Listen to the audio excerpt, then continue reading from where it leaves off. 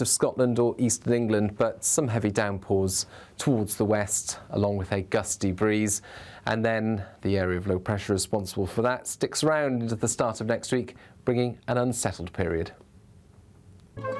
Today's outlook: cool, calm and completely horizontal. Boxed Aircon sponsors the weather on GB News. It's our biggest Great British giveaway to date. You could be driving away with this brand new Benamar Primera motorhome. This 4-berth home from home comes complete with integrated kitchen and bathroom areas and has all of the tech you'd expect from the latest 2025 model. We'll also give you an incredible £30,000 in tax-free cash to make sure that any adventures you take in your new motorhome are taken in style. For a chance to win, text WIN to 63225. One entry costs £2.50 plus one standard network rate message, or text BONUS to 63225. 5 entries cost £5 plus one standard network rate message. Go to gbnews.com/win. Entries start at £2.50. Call 0903 686 3232. Calls cost £2.50 plus your network access charge. Or post your name and number to GB16 PO Box 8690 Derby DE1 9TT. UK only. Entrance must be 18 or over. Lines close at 4 p.m. on the 31st of October. Please check the closing time if listening or watching on demand. From the school run to the home run, watch a new show for all of Britain. So he can say whatever he wants. A straight talking show where all voices are heard. And, you know, when are we going to stop talking about smashing the gangs and actually do it? With the stories that matter from every part of our country. There's a bit of a crash landing there for your Chancellor. Bold, fearless and standing up for you. That's me, Martin Daubney, 3 p.m. till 6 p.m, weekdays, here only on GB News. The People's Channel, Britain's news channel. Miriam, you can't be serious. Scrapping the triple lock on state pensions? Madness. Andrew, we just can't carry on pretending. The numbers just don't add up. We've got to be honest with people. We've got to face the facts. That's what people want. Well, that's what you get on GB News and on Britain's Newsroom. Lively debates, lively conversation. Britain deserves a newsroom that puts the facts and your voice first, and we're not afraid to hold power to account. And each other. So join me, Andrew Pearce. And me, Miriam Gates, for Britain's Newsroom, weekdays from 9:30 on GB News. The People's Channel, Britain's news channel. Westminster's full of talk, but out here, it's the real world. Am I allowed to talk then? No, that's it. This is where it matters, real people and real lives. That's what politics is all about. In fact, has Trump made a good start? No. Straight answers, no spin, and just a couple of pints. How many fingers have I got up? About 10. So join me for Lee Anderson's Real World every Friday at 7 p.m, only on GB News. The People's Channel, Britain's news channel. At GB News, we love to hear from you, our loyal community. So drop us a line at gbnews.com/yoursay. There you can talk to each other and also to the presenters live on air. gbnews.com/yoursay, because GB News is your channel, Britain's news channel.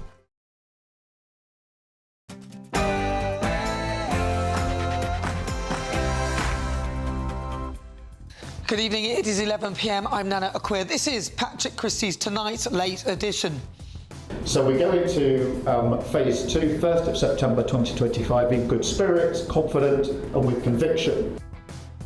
Days later, and phase 2 gets off to a rocky start as Angela Rayner's resignation triggers a massive reshuffle of Sir Keir Starmer's cabinet, with David Lammy, Yvette Cooper and Shabana Mahmood all switching roles, plus every chance now of a general election happening in 2027, and we must be ready. So will Nigel Farage be Prime Minister by 2027? Reform make a splash in Birmingham as they make the most of Labour's chaos by celebrating with none other than the Jacksons.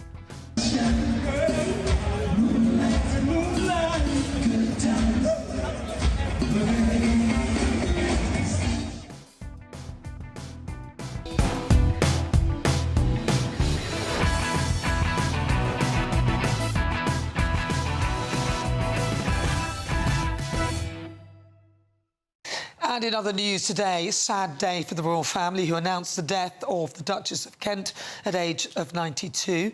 Well, joining me this evening is Labour MP Barry Gardiner. political commentator Chloe Dobbs and comedian and GB News superstar Paul Cox. But first, let's get your latest news with Aaron Armstrong.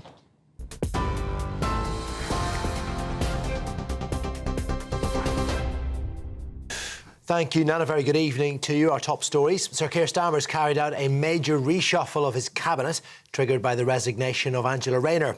David Lammy has moved from the Foreign Office to the Ministry of Justice. Technically a demotion, but he's also been given Miss Rayner's old role of Deputy Prime Minister, and he's described it as the honour of his life. Outgoing Justice Secretary Shabana Mahmood has been appointed as the new Home Secretary, replacing Yvette Cooper, who succeeds Mr Lammy at the Foreign Office. It is the first time all three great offices of state below the Prime Minister will be held by women. In other developments, Steve Reid moves from the Environment to take over Miss Rayner's former housing brief. Pat McFadden's been appointed Secretary of State for Work and Pensions. Lucy Powell has been sacked as Leader of the Commons, and Ian Murray sacked as the Secretary of State for Scotland. Well, the reshuffle came shortly after the Deputy Prime Minister, Angela Rayner, was forced to step down after breaching the ministerial code over her tax arrangements. She quit as the Deputy Prime Minister, the Housing Secretary and the Deputy Labour Leader after an investigation found she should have paid more stamp duty on a flat in Hove. Ms Rayner said she deeply regretted the decision to not seek specialist tax advice. In a handwritten letter, Sir Keir Starmer told Angela Rayner he was sad her time in government had come to an end and he had nothing but admiration for her. Nigel Farage brought his keynote speech at Reform UK's conference forward to coincide with Miss Rayner's departure, predicting a big Labour rift as a result. He says his party remain on course to form the next government and expects Labour's deputy leadership contest to lead to a split in the party and an early general election.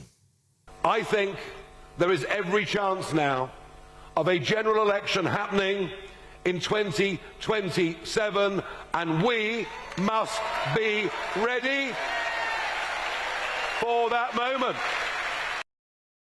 Two of the three British people killed in the Lisbon funicular crash have been named. 36-year-old Kaylee Smith and 44-year-old William Nelson were a couple who died along with 14 other people on Wednesday. The other British victim, a man in his 80s, has not been identified. More than 20 others were injured, with 5 left in a critical condition as a result of the crash. Investigators have completed a preliminary probe and expect to release the findings imminently. Finally, the Prince and Princess of Wales have paid a personal tribute to the Duchess of Kent following her death at the age of 92. William and Kate praised the Duchess for working tirelessly to help others and described her as a much-missed member of the family.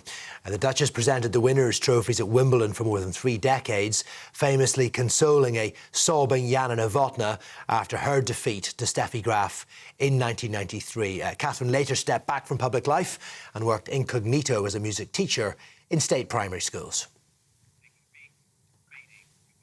Those are your headlines. Now it's back to Nana.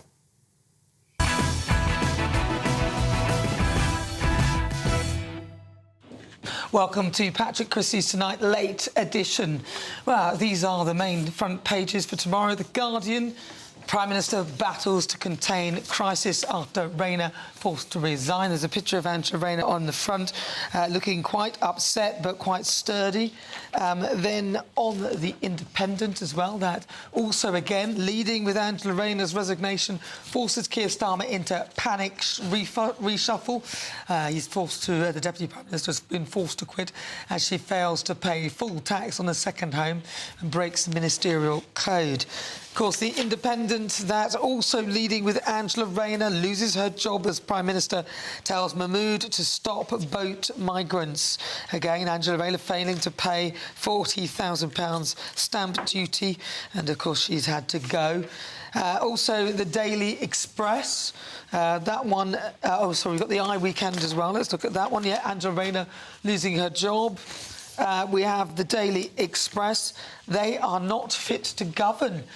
This one, Reform leader Nigel Farage vows that his party can win an election in 2 years as Angela Rayner's resignation plunges the government into chaos. And then in the Daily Mail, nightmare on Downing Street. Of course, all again about Angela Rayner's resignation, which sparks chaotic reshuffle. Cooper is moved from the Home Office after small boat's failure. And Lammy, David Lammy, Deputy Prime Minister. And this is the iconic picture of Angela Rayner in the dinghy, vaping, dragging on a vape. I shouldn't laugh at the headline, but the headline is sunk. I think you're allowed to laugh at that now. Deputy Prime Minister Angela Rayner was forced out of cabinet yesterday, triggering a bloodbath. Reshuffle as Sir Keir Starmer fought to keep his government. And, of course, in the Mirror, this one actually, Nigel Farage there, but it leads again with Angela Rayner because he's saying stamp duty hypocrite as Rayner quits in 40k tax row. Luxury house Farage boasted of buying was purchased by his partner, slashing tax paid by £44,000. Yeah, but he's not the housing secretary, and he's not being a hypocrite. I think he actually promotes people doing well. And then this in the Times leads with the great Rayner reshuffle, as Angela Rayner there on the front cover looking quite upset. Of course, because of her resignation, Keir Starmer has had to go into action. And again, the Daily Telegraph, similar picture. Exit Rayner, now Starmer takes the fight to reform UK. Rayner dodges £40,000 stamp duty. Right, so those are the front pages for tomorrow's news. Let's get the thoughts of my panel. Joining me now, Labour MP Barry Gardiner, political commentator Chloe Dobbs, and comedian and GBNews superstar Paul Cox. Right, so coming up as well, we'll take a look at a huge day for reform and their story after party. But right now, let's have a look at the front pages. Barry Gardiner. So the Prime Minister is battling to contain the crisis as Rayner is forced to resign. It's quite serious for the Labour Party. Look, it's been a pretty torrid week for him, hasn't it?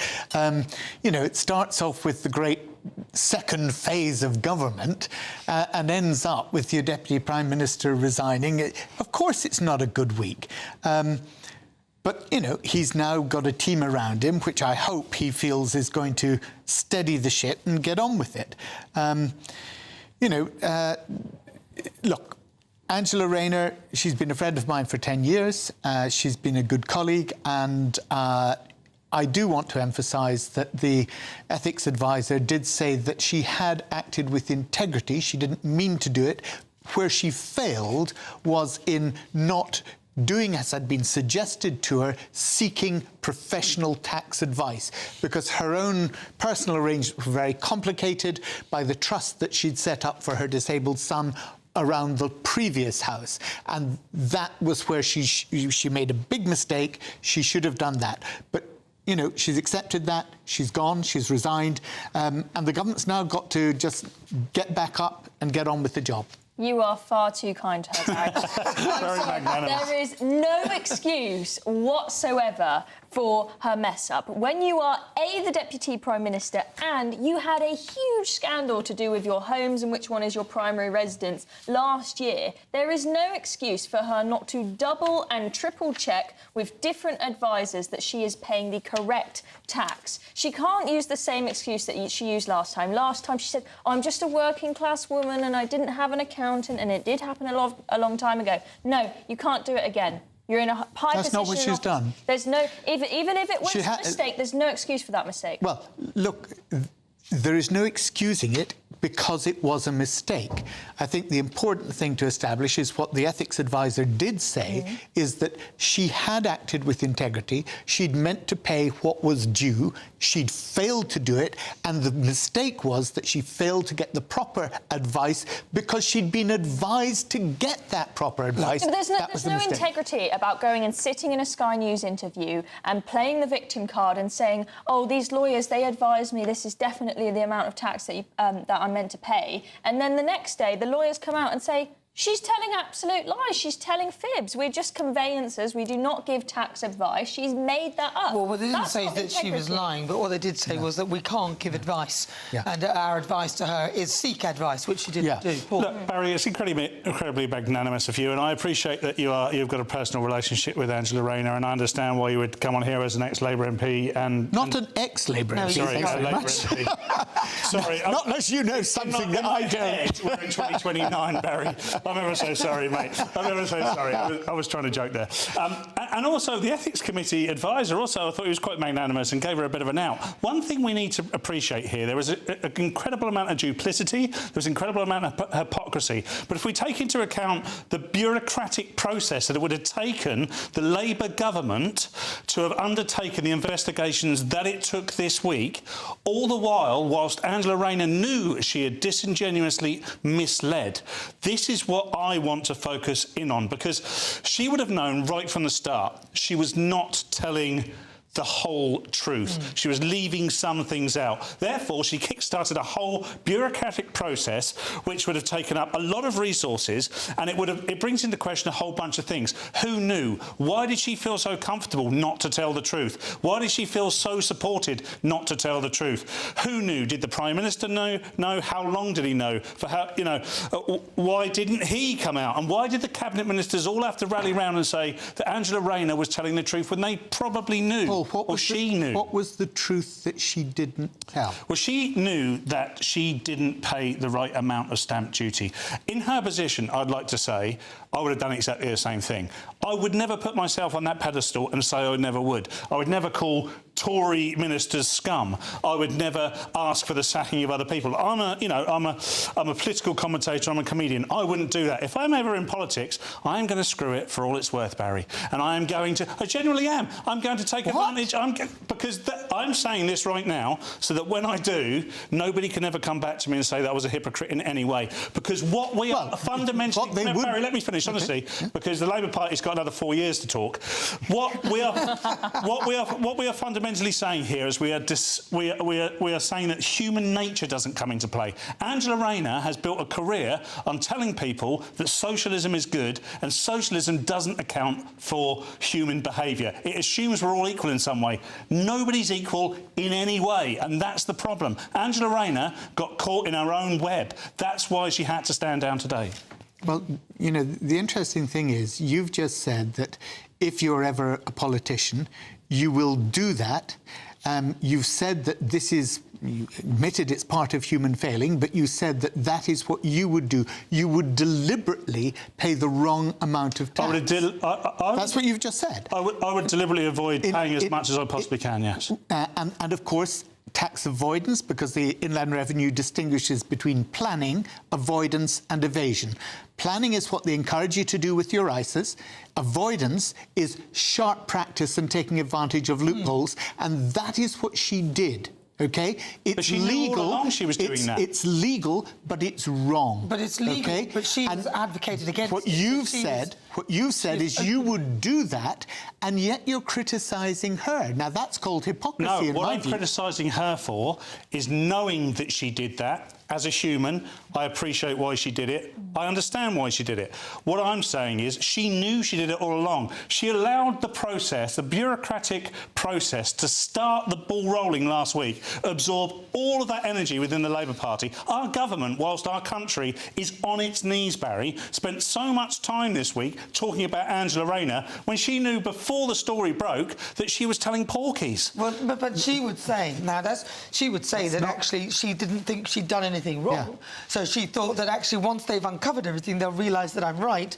And it turned out that's not how it And that's what the ethics advisor said. But the thing is, she should have gone the moment the story broke that she was buying an 800k pad by the seaside. Forget the tax situation. What? When that big story came out, everyone was up in arms because people. How many homes has Nigel Farage got, for goodness' sake? Nigel Farage. It's ridiculous. He is not the housing minister in charge of a department. Doesn't matter. He's the head of a political party, and there are the Nolan standards in public life. He has done tax avoidance. It is tax avoidance. It's not illegal. No, it's not illegal, but it's exactly what Angela Rayner did. Tax avoidance. But that's not what I was talking about. I was talking about the hypocrisy of her just buying a pad by the seaside. And Nigel Farage does not have an issue with people buying second homes by the seaside, but it's Angela Rayner's department that decided we've got to crack down on these evil second homeowners. We've got to double their He's got an issue with Angela Rayner avoiding tax. And yet he's done exactly the same himself to the tune of 44,000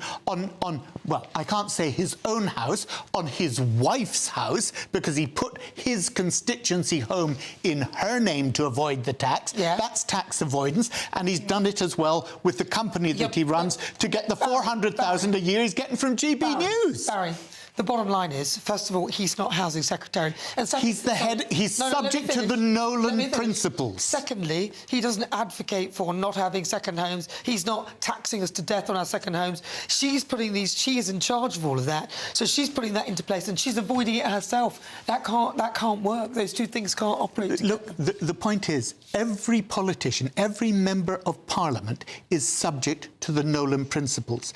I remember when Hazel Blears had to resign because she'd flipped her house. It was legal, but it was tax avoidance. He is guilty of tax avoidance exactly as Hazel Blears had done, exactly as Angela Rayner had done, and therefore, in accordance with his own view on tax avoidance, he should refer himself to the standards. That's not the same thing. This is really different because Angela Rayner's situation, it's not the case that she didn't have to pay that money, but for ethical reasons it would have been a good idea for her to do so. She didn't include the house that's now in a trust in Ashton-under-Lyne as one of her houses that, you know, determines which stamp duty ban that you are in. She should have declared that house in Ashton-under-Lyne. She has broken the rules in that sense. If Nigel Farage wants to do she something didn't do it knowingly.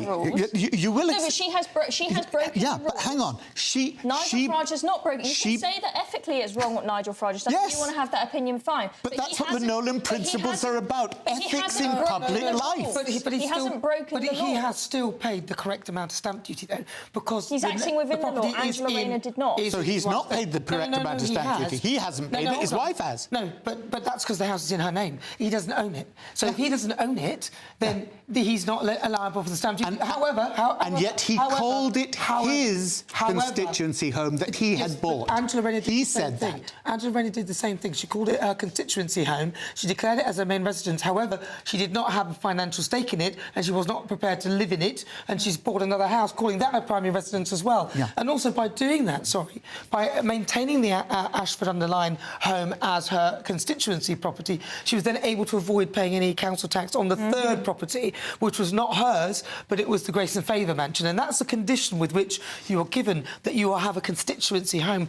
which is why she kept it in her name as the main residence. So she avoided two main taxes that she herself is in charge of. It was actually in a trust, and it was because we know this. You know, so it was much more complicated than the very simple way in which Nigel Farage has avoided paying tax. But he has he's not. acting within the law. He's within the law. So was she. No, she hasn't. Yes, she had to consider the reason why she's had to go to HMRC now and say, sorry, I've got to cough up 40 grand more. It's not because she's thinking, oh, I've acted within the law, but I just fancy paying an extra 40 grand to be ethical. She has to pay the extra 40 grand because she needed to consider that house. It's complicated with the trust, but she needed to consider that as one of her homes for the purposes of the stamp duty. She didn't, and that was against the rules. Nigel Farage has acted within the rules. Think of it. He's not acted within the rules. Think of it as sneaky if you want, fine, but he has not broken the law. Okay, hang on, no, sorry. I'm going to have the final word on this.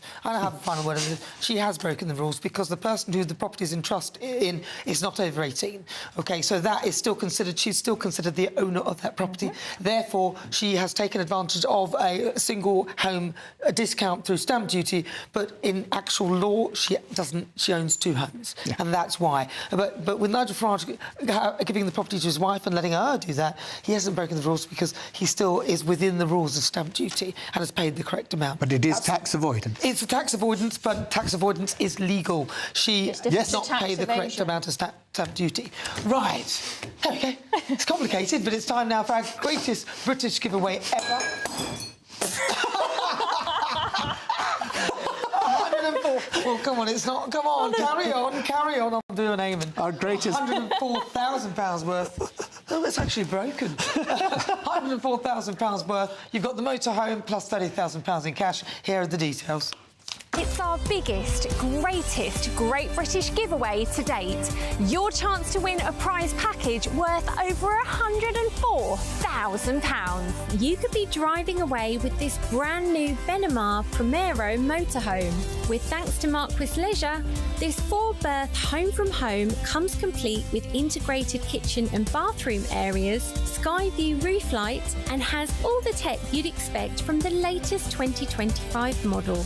We'll also give you an incredible £30,000 in tax-free cash to make sure any adventures in your motorhome are taken in style. For a chance to win the motorhome and cash, text WIN to 63225. One entry costs £2.50 plus one standard network rate message. Or text BONUS to 63225. 5 entries cost £5 plus one standard network rate message. Go to gbnews.com/win. Entries start at £2.50. Call 0903 686 3232. Calls cost £2.50 plus your network access charge. Or post your name and number to GB16 PO Box 8690 Derby DE1 9TT. UK only. Entrance must be 18 or over. Lines close at 4 p.m. on the 31st of October. The winner will be contacted live on GB News, week commencing 10th of November. Please check the closing time if listening or watching on demand. Good luck. Well, good luck indeed. Coming up, we'll take a look at a huge day for Reform UK and their starry after party. Plus, we'll be paying tribute to the Duchess of Kent, who has died today, aged 92. This is Patrick Christys Tonight, late edition.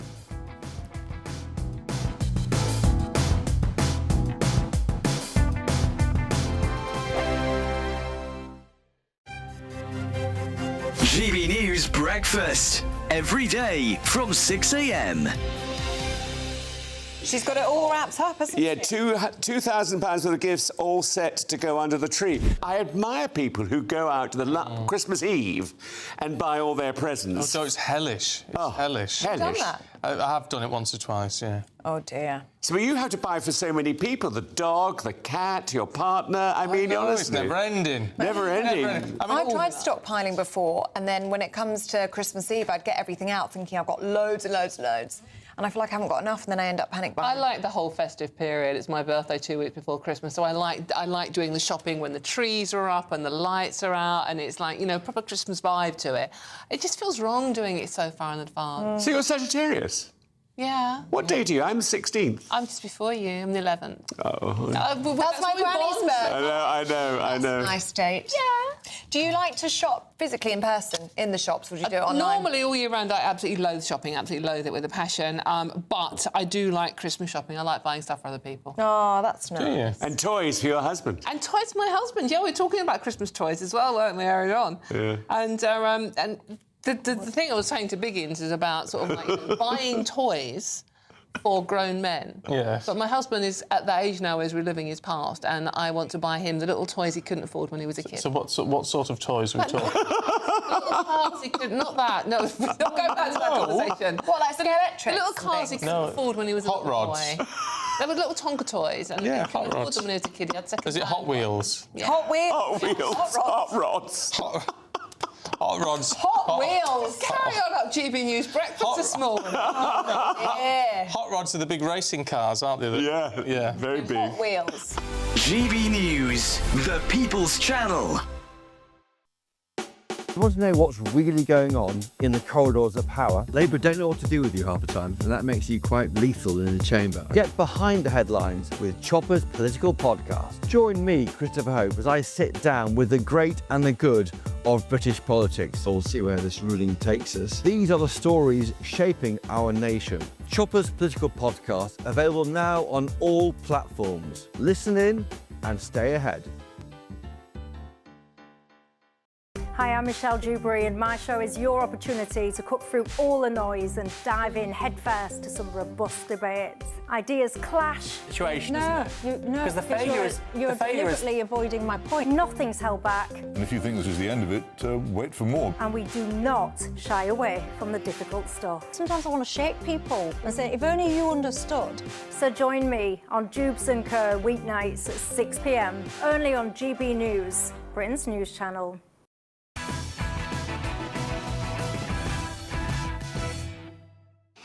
Good evening, welcome back to Patrick Christys Tonight, late edition with me, Nana Aquia. Now, earlier today, Buckingham Palace announced the death of Her Royal Highness, the Duchess of Kent. She presented the winners' trophies at Wimbledon for more than 3 decades, and later Catherine stepped back from public life and worked incognito as a music teacher in state primary schools. Buckingham Palace says that the royal family will remember her passion for music and empathy for young people. Well, I'm joined now by royal commentator Richard Fitzwilliams. Richard, welcome to the programme. Very sad, but quite an incredible woman, wasn't she? She certainly was, and as you mentioned, she was the face of Wimbledon, presenting the trophies at the finals for some 3 decades, most memorably in 1993, when Jana Novotná broke down in tears and she comforted her. That was something an image that went worldwide. And also, she was instrumental in helping tennis icon Martina Navratilova reunite with her mother. This goes back to Cold War times. I mean, there's no question that having married the first cousin, Duke of Kent, or the first cousin of the Queen in 1961, she undertook royal engagements for many years. But she was also had a life which was much afflicted: depression, a miscarriage, ME, which can be very disabling, and her love of music shone through, her dedication to youth. And she was, some 13 years, she was a teacher in a Hull state school and just referred to as Kate or Mrs. Kate. Oh, bless her heart. Now, so the ME, actually, didn't that cause her to step back from her royal duties? It did indeed. She was diagnosed with it in 1996. As I know personally, it can be somewhat disabling, and certainly regarding royal duties and calendars, it's very, very difficult if you look or attempt to look forward to know how you're going to be from day to day or week to week. And in fact, with the permission of the Queen, she gave up her HRH. She was interesting, too, that she was the first member of the royal family for nearly 300 years to convert to Catholicism. Yeah. She seems like she worked so hard when she was in actually doing all her royal duties. A very beautiful woman as well. So beautiful soul. Yeah, this will be very sad news to the royal family. Yeah. I mean, she was quite old. Yeah, incredibly. But I think she's part of a generation that's now slightly dying out. I'm a big royalist. I appreciate the royal family greatly. But there was along with the Queen, the late Queen, there was a generation of which she was part of that essentially donated their lives to Great Britain, and at the age, I think 93 was she? 92. 92, she passed away today. I think she is probably one of the last of that generation. I'm not saying that Charles and William won't continue, but I think they'll do it in a very different way, and these people very much believed in service. You've got a very high standard to live up to in the next generation. Yeah. Richard, did you meet her whilst you were doing all your royal commentary? I didn't meet her, no. I met the Duke. He, in fact, was interesting that mentioning service, because he was in the army until 1976, and then subsequently nearly 50 years of royal duties. Truly remarkable public servants. And as you know, has just been said, I mean, this was a period when people dedicated their lives to specific types of work or royal engagements and the like. I think that the Duchess was unfortunate in that, for example, depression or ME and so forth in previous years, previous decades, has not been understood as it is, for example, today. And there's still work to be done, of course, in this field, and the field of mental health is tremendously important too. Yeah, well, she was an incredible lady. Thank you very much, Richard Fitzwilliams. Really good to talk to you. And, of course, that was the death of the Duchess of Kent. She died today at the age of 92. Right, well, coming up...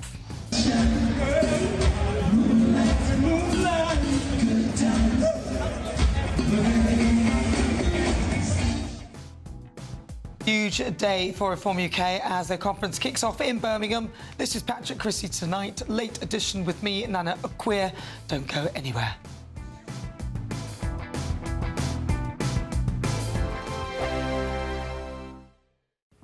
Hi there and welcome to the latest update from the Met Office for GB News.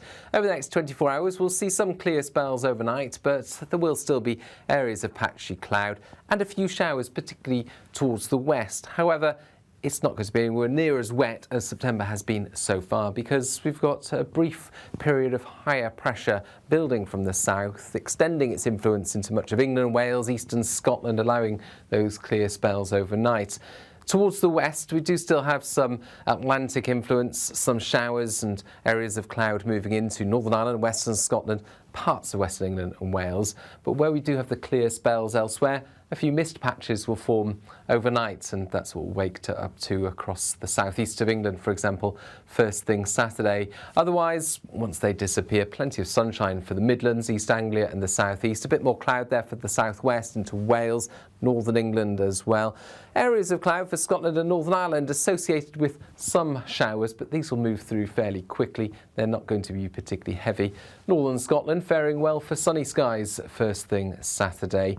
But it's going to turn increasingly breezy through the day across all parts, but particularly towards the west. Some of these western coasts will really notice the gusty winds by the end of the afternoon. The winds coming up from the south will bring warmer air, with temperatures up to the mid-20s, 21 to 24 Celsius in the southeast. I think more like 20 further west and north, because the breeze will temper things, and that breeze will be particularly strong on Sunday. The chance of gales around exposed western and northern coasts, and an area of rain moves in from the west, not quite reaching the east of Scotland or eastern England, but some heavy downpours towards the west, along with a gusty breeze. And then the area of low pressure responsible for that sticks around into the start of next week, bringing an unsettled period. Join me, Nana Akweer, for an informative, interactive news programme with a difference. It's fun. No, he didn't say that, Dave. I'm so surprised. I think there's an element of truth to that. Join me from 3 p.m. every weekend, only on GB News, Britain's news channel. Westminster, the ultimate clique. And you're fighting like rats in a sack. But here on the Camilla Tominey Show, we ask the questions the establishment media is too scared to ask. OK, let me ask you a straight question, because I know you're a straight-talking politician. Whether it's net zero, illegal immigration or law and order, nothing is off limits. You had the power then. Yeah, and now you've lost it. That's the Camilla Tominey Show, a politics show that's fearless. But no, let me finish my question if you don't mind, because it is my show. Sundays at 9:30, only on GB News, the People's Channel, Britain's news channel.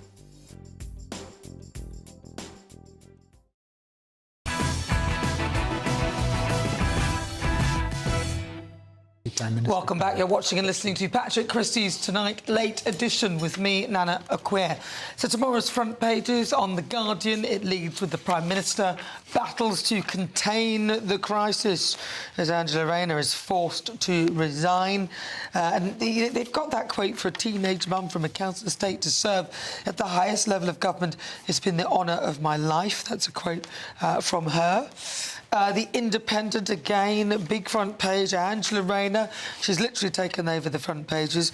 Rayner's resignation forces Keir Starmer into panic reshuffle. I'm going to presume that is phase 3. He started on phase 2, didn't he? I didn't know we were in phase 1 until he told us we were in phase 2. Well, we're in phase 2 at the beginning of the after the recess, but unfortunately we've sped ahead to phase 3. There wasn't phase 1, there were only missions. Sorry, yes, Barry. They've been dumped and all. The Eye Weekend, Rayner loses her job as PM tells Mahmood to stop the boats. Yes, good luck with that one. Yes, because of course Angela Rayner failed to pay the £40,000 worth of stamp duty, the remaining, because she's meant to pay all of that. The Daily Express, they are not fit to govern.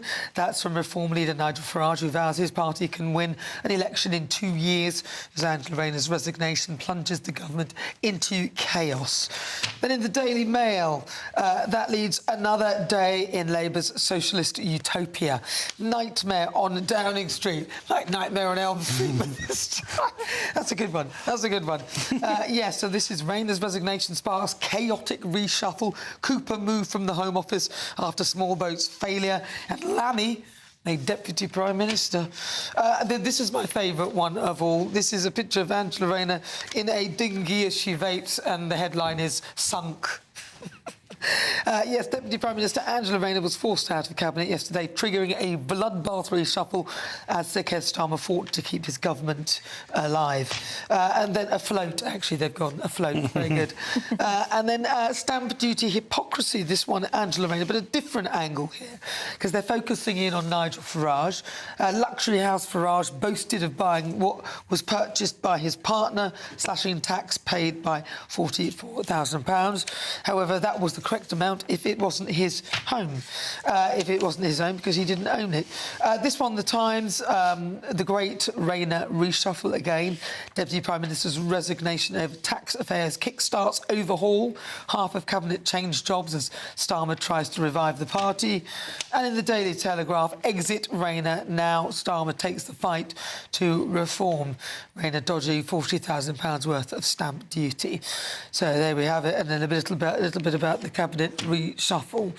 So that's how it looks on the front pages, and the reshuffle was quite significant, really, because if we look at Rachel Reeves, she's still the Chancellor, which I don't think he would dare do that. But David Lammy becomes Deputy Prime Minister and Justice Secretary. Barry. We've talked a lot about Angela Rayner losing her job. Can I just focus on two people who have also lost their jobs and actually come out of government today, who I was very surprised about? One is Ian Murray, who many people in England may not know him, but in Scotland he was the Secretary of State for Scotland in the Cabinet, a very important position, and actually one of the best loved members of Parliament amongst MPs. Absolutely lovely guy, hugely loved in his constituency, because you may remember he saved the local football team in Edinburgh. And, you know, that really did surprise me, because he's given such service to Scotland and to the party. The other one is Alan Campbell, who, in fact, came into Parliament with me in 28 and a half years ago. And Alan was the Chief Whip. And actually, I think many people will be very sad to see him go within the Labour Party, because he was seen, he had this carapace as a really tough Chief Whip. Underneath, there was a person of real understanding and political nous.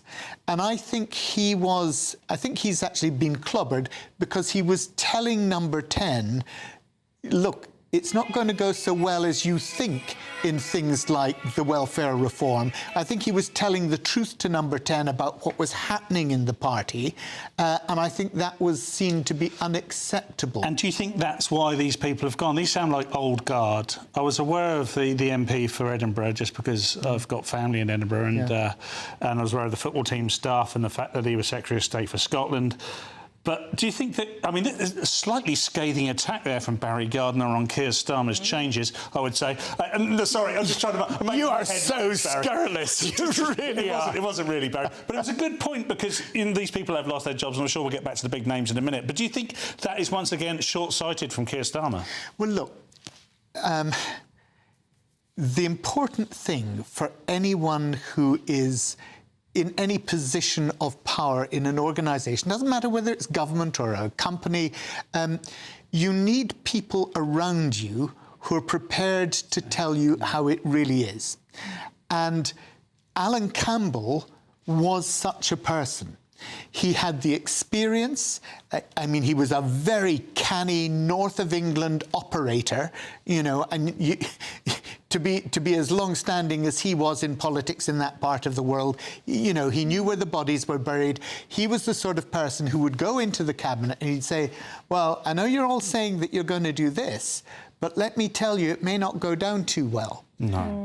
And you know, it's so important as a leader to have people around you who will actually face you down sometimes and say, OK, you do it, but this is what I'm telling you. I think brings us back to the cabinet and the major changes, because he's surrounded by... I mean, lamb chops, he's not saying no to anyone, is he? He cannot believe how lucky he is to be in the cabinet in the first place. The fact he's now Justice Secretary and Deputy Prime Minister, I think, is astonishing that we find ourselves in this place. But that's not fair to David Lammy. Let's not call him lamb chops. Sorry, I didn't... That's not that was very a nice. cute... That was a... Sorry, that was...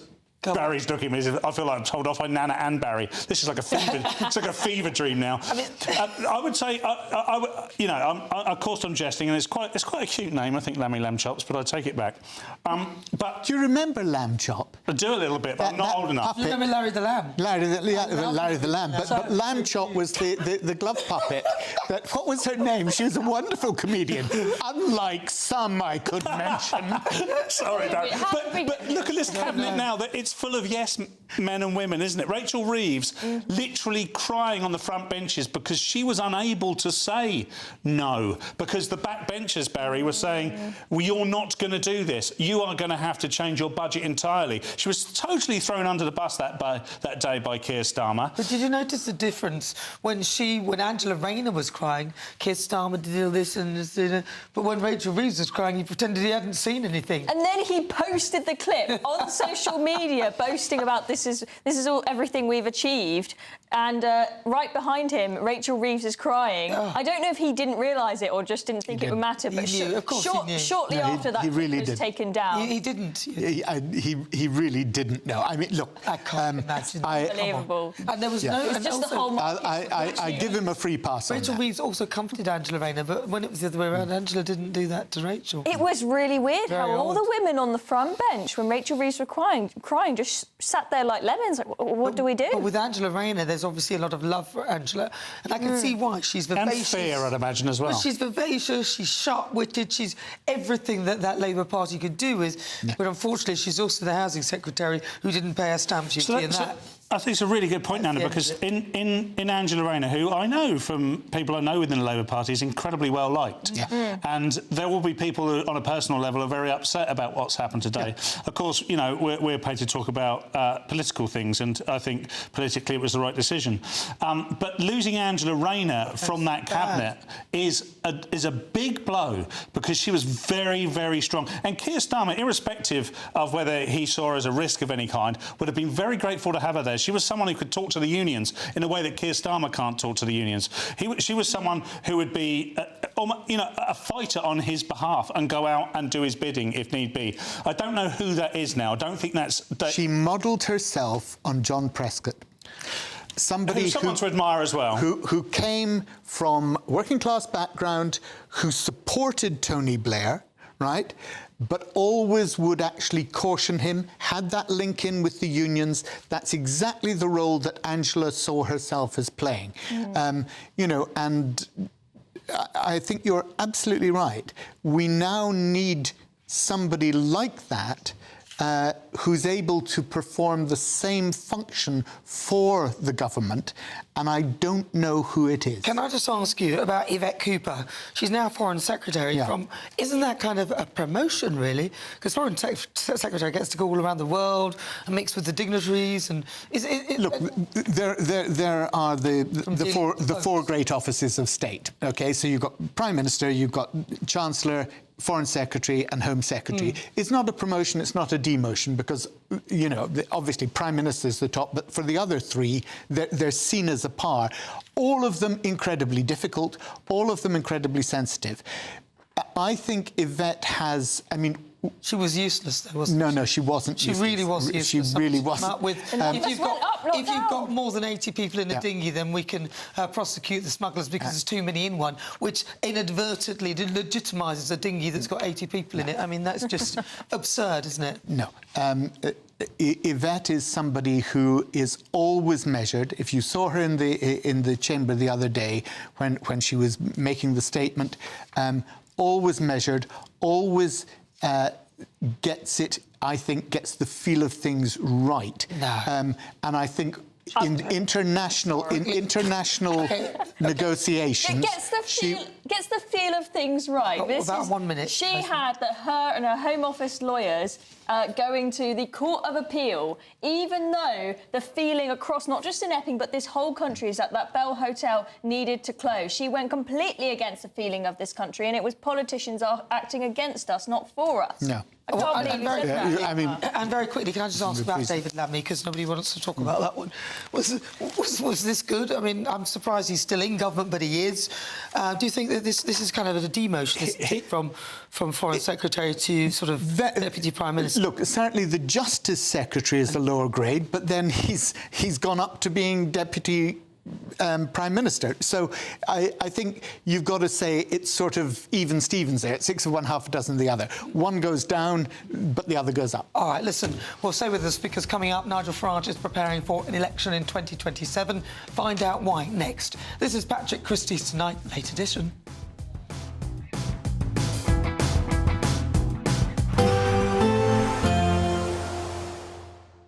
I forecast a perfect holiday in the sun. Weather looking good then? For sure, and no worries about our travel insurance. All Clear Travel Insurance sponsors GBNews Travel Destinations forecast. Low pressure to the west of the UK may drag in some breezy conditions around coasts of Portugal. Otherwise, it's mostly fine and settled across much of Europe. Here's this area of low pressure bringing in those breezy conditions around coasts of western Portugal, northwestern parts of Spain, potentially bringing in some cloud, perhaps some light outbreaks of rain later into the day. But as we move our way eastwards across the Mediterranean, we can see it's mostly dry, settled, plenty of sunshine. That theme continues over the weekend, along with the warm sunshine. All Clear Travel Insurance sponsors GBNews Travel Destinations forecast.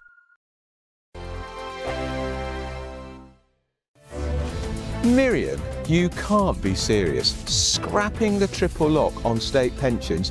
Madness. Andrew, we just can't carry on pretending. The numbers just don't add up. We've got to be honest with people. We've got to face the facts. That's what people want. Well, that's what you get on GB News and on Britain's Newsroom. Lively debates, lively conversation. Britain deserves a newsroom that puts the facts and your voice first, and we're not afraid to hold power to account. And each other.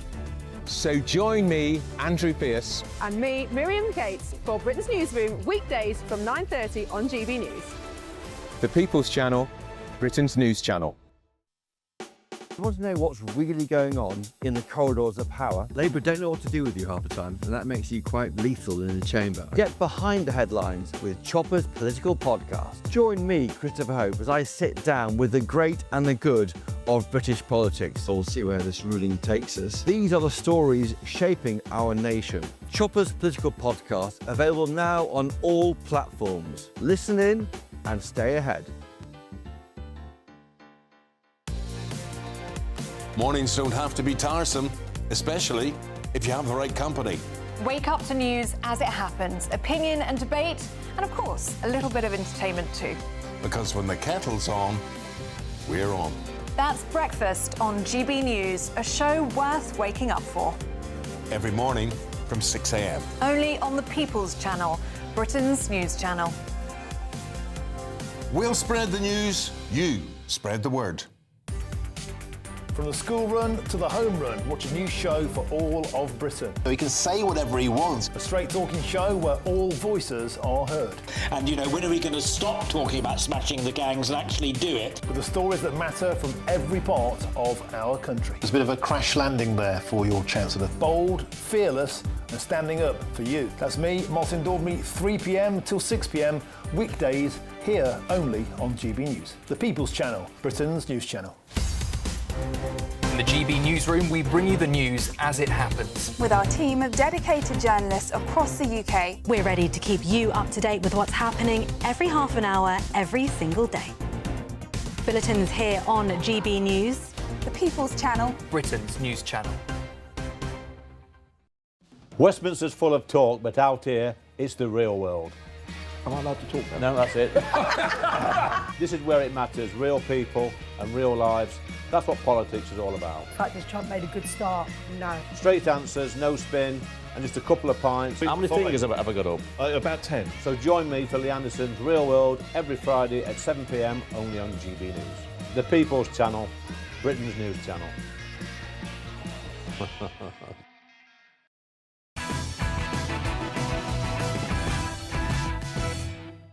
Welcome to Patrick Christys' Late Edition. My panel join me. We've picked some of the stories that we found on the front covers of tomorrow's newspapers. Barry Gardner, you found an interesting story about Oti Mabuse. Yeah, look, Oti Mabuse, one of the most amazing dancers that has ever been one of the professional dancers on Strictly.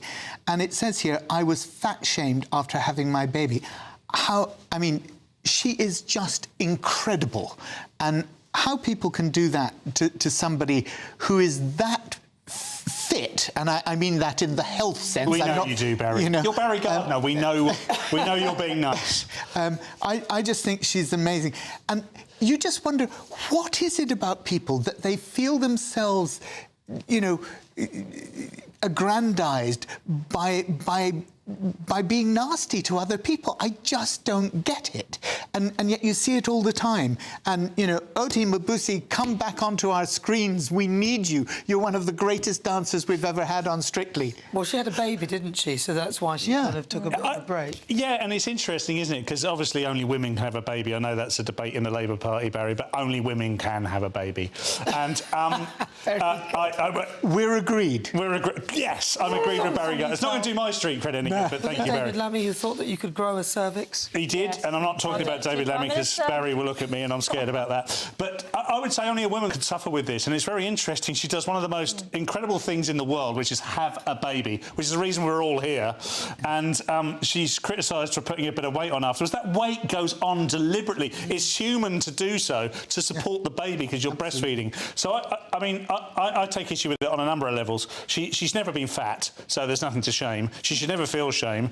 I actually have watched Strictly, to my shame, but I have watched it. I quite like it. I'm not going to... I've just admitted that on live TV. But she's a professional dancer. She said the weight's going to come off. Yeah. She looks great. I don't see what the problem is. Yeah, absolutely, Chloe. I think it's a normal part of the human psyche that the vast majority of people just hate seeing people do better than them and be successful. Yes. So they will give them an insult even if it's completely false. Quite right. All right, well, listen, let's check out tomorrow's front pages. So we'll kick off with The Guardian. The Prime Minister battles to contain the crisis after Angela Rayner is forced to resign. The front cover of The Express, they are not fit to govern. And that is, of course, Nigel Farage saying that Labour are not fit. Daily Mail, nightmare on Downing Street, a bit like Nightmare on Elm Street, except it's at number 10. And this is one of my favourite front covers, a picture of Angela Rayner on the front cover of The Sun. It says sunk. She's in a dinghy drawing on the that famous iconic picture. In the Mirror, stamp duty hypocrite. Again, Angela Rayner, Nigel Farage is who they're talking about on that one. The Times, the great Rayner reshuffle. The Telegraph leads with exit Rayner. Now Starmer takes the fight to reform. Well, that's all we've got time for. Thank you to my guests, Barry Gardner, Chloe Dobbs and Paul Cox, and for you for joining me. I'm back tomorrow 3 p.m. for my own show. I'll see you then. Good night. God bless.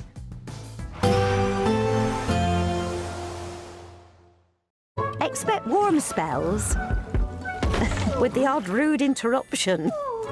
Box Boilers sponsors the weather on GB News.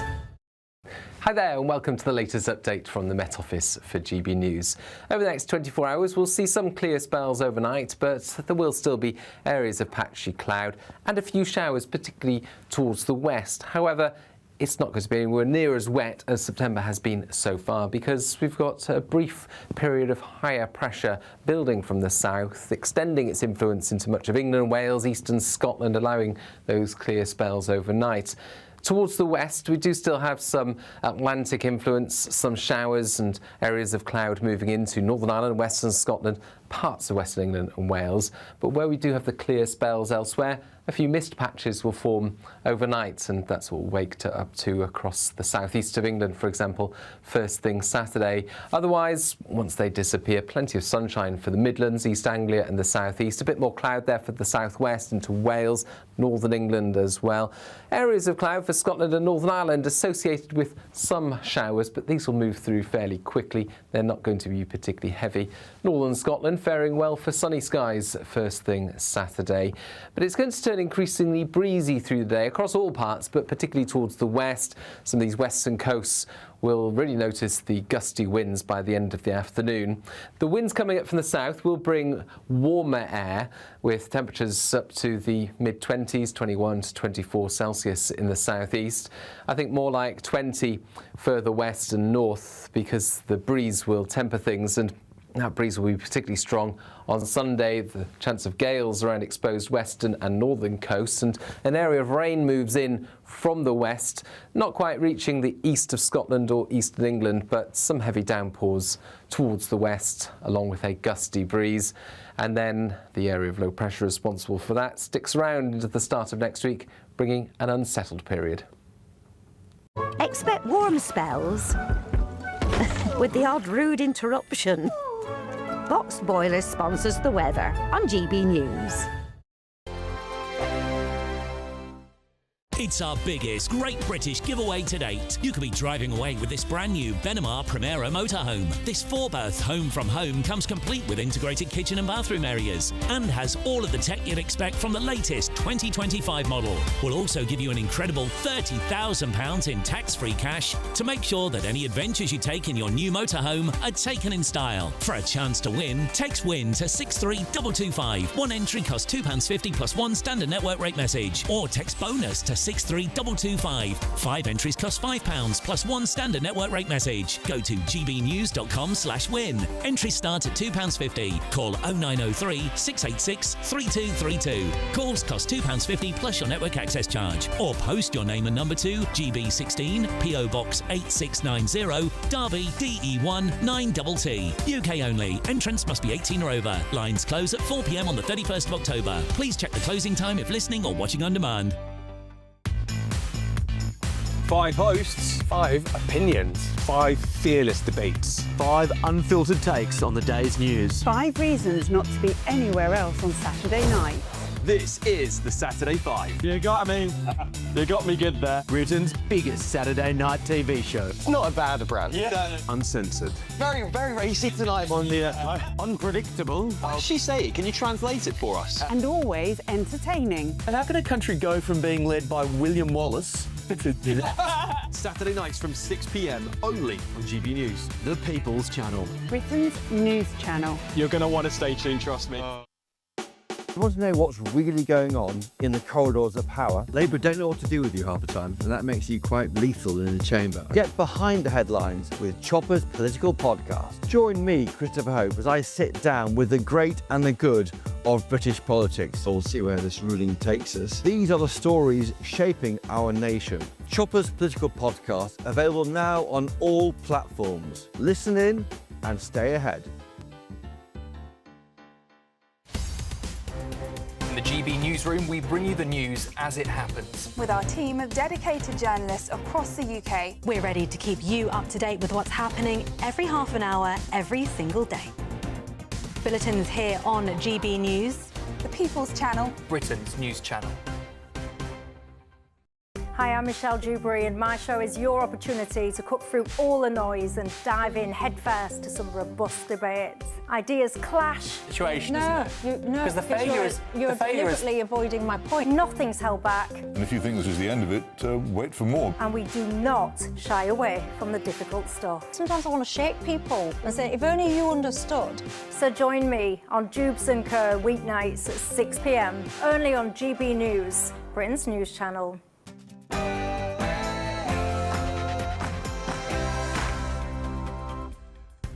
Welcome to this special edition of GBN Tonight with me, Christopher Hope. It's been a seismic day in British politics. It really has. We'll bring you all the latest news and reaction live tonight.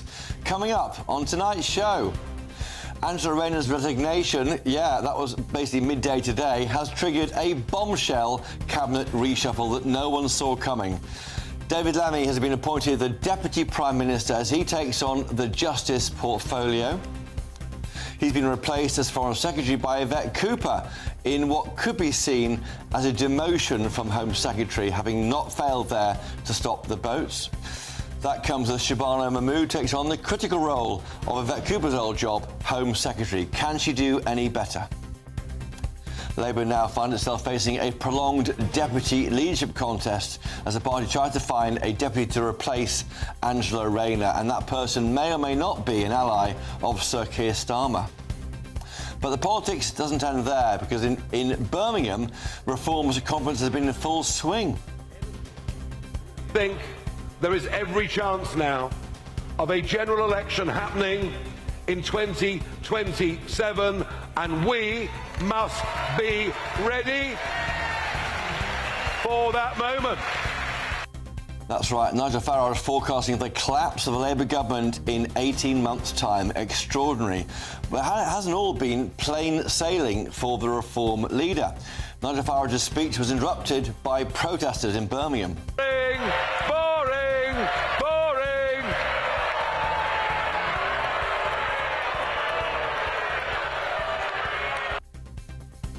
Those protesters there dealt in short order by the staff at the NEC near Birmingham. Plus, we'll be ending this show with a very surprise musical treat.